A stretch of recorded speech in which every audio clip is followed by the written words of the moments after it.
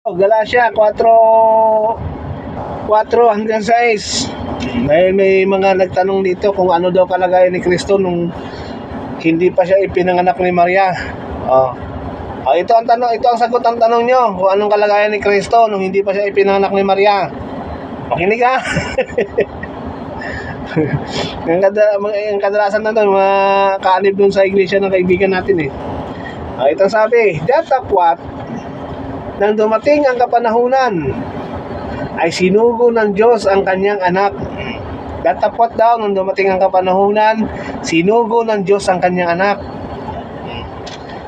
Nung sinugo, na ipinanganak ng isang babae.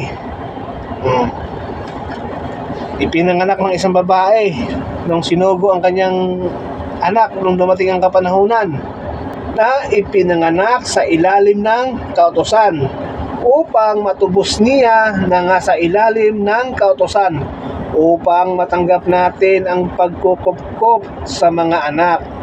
Sa 6, ito yung kalagayan ni Kristo nung hindi pa siya sinugo ng Ama, nung hindi pa siya ipinanganak ni Maria.